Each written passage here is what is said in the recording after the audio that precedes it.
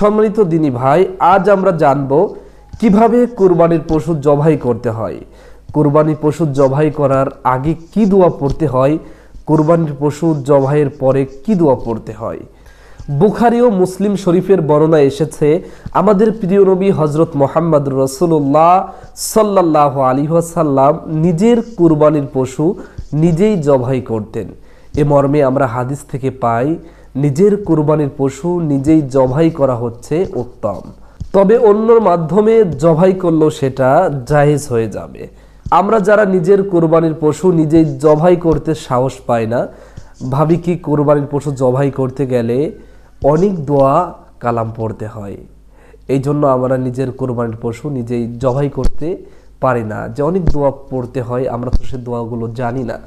প্রিয় ভাই, আমি আপনাকে শিখিয়ে দেব একবারে সংক্ষিপ্ত আকারে। প্রিয় ভাই, আপনি যদি এই পদ্ধতিতে জবাই করেন তাহলে আপনার অবশ্যই কোরবানিটা শুদ্ধ হয়ে যাবে। আসুন আমরা সেই পদ্ধতিটা আগে জেনে আসি। আসলে এটা একটি সহজ বিষয়। কুরবানির পশু জবাই করার ক্ষেত্রে যদি আপনি দুইটি বিষয় লক্ষ্য করেন তাহলে কোরবানি শুদ্ধ হয়ে যাবে। প্রথম বিষয়টি হচ্ছে, আপনি অবশ্যই বিসমিল্লাহি আল্লাহু আকবার বলে পশুটি জবাই করতে হবে। আল্লাহর নাম ব্যতীত যদি একটি পশু জবাই করা হয় তাহলে সেটা কোরবানি তো হবেই না, সেটা ডাইরেক্ট হারাম হয়ে যাবে। আল্লাহর নাম ব্যতীত কোনোভাবেই পশু হোক, কোনোভাবেই কোনো মুরগি হোক, কোনোভাবেই যাই কিছু হোক না কেন, আপনি আল্লাহর নাম ব্যতীত যদি আপনি জবাই করেন তাহলে আপনার কিন্তু সেটা জায়েজ হবে না, সেটা হারাম হয়ে যাবে। তাহলে প্রথম পদ্ধতিটা আমরা জানলাম, বিসমিল্লাহি আল্লাহু আকবার বলে পশুটি জবাই করতে হবে, কুরবানি করতে হবে। এটা অবশ্যই আপনার জন্য জরুরি।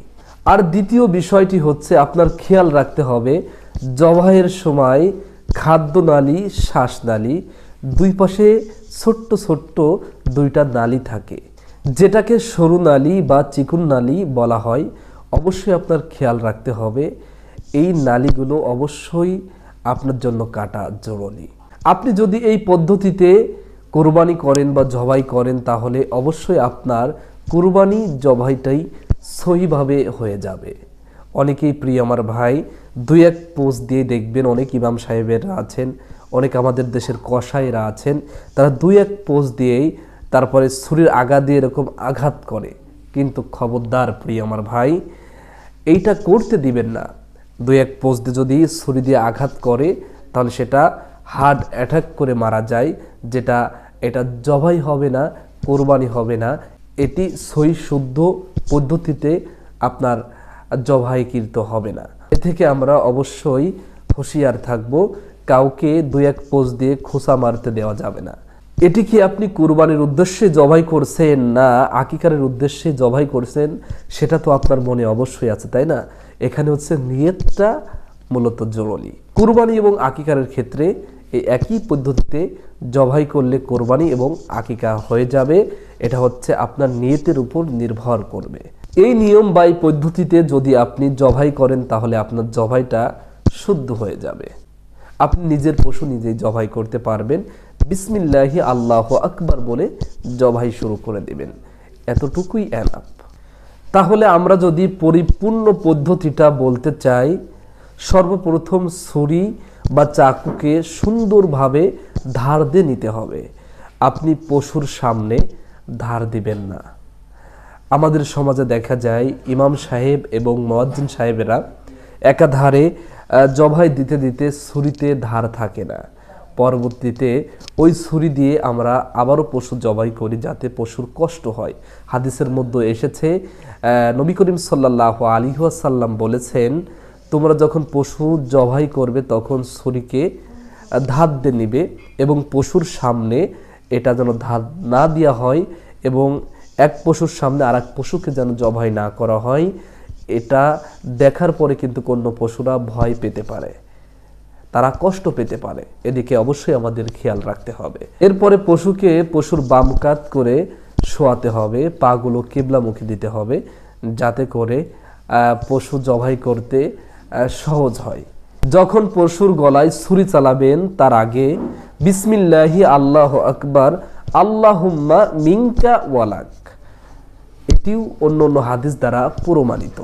তাহলে আমরা পরিপূর্ণভাবে বলতে পারি বিসমিল্লাহি আল্লাহু আকবার আল্লাহুম্মা মিনকা ওয়ালাক, এটা বলে জবাই শুরু করব ইনশাআল্লাহ। এরপরে জবাইয়ের শেষে নিজের পশু হলে আমরা এটা বলবো আল্লাহুম্মা তাকাব্বালহু মিন্নি, আল্লাহ এটা আমার পক্ষ থেকে কোরবানি করছি, আপনি কবুল করেন। আর যদি অন্যর পশু হয়ে থাকে তাহলে আপনি এটা বলবেন আল্লাহুম্মা তাকাব্বালহু মিন, আল্লাহ এটা অমুক অমুকের পক্ষ হতে কোরবানি করছি, আপনি কবুল করে নেন, বা আকিকা করছি, আপনি কবুল করে নেন। সম্মানিত আমার দিনী ভাই, এটা আপনি বাংলায়ও দোয়া করতে পারেন যে আল্লাহ আমার পক্ষ হতে আমি এই কোরবানিটা করলাম, আপনি কবুল করে নেন। অন্যর পক্ষ হতে আল্লাহ এই কোরবানিটা আমি করেছি, আপনি কবুল করে নেন। এটা আপনি বাংলায়ও বলতে পারবেন। তবে নাম বলাটা জরুরি নয়, আল্লাহ তাআলা তো মনের খবর জানেন।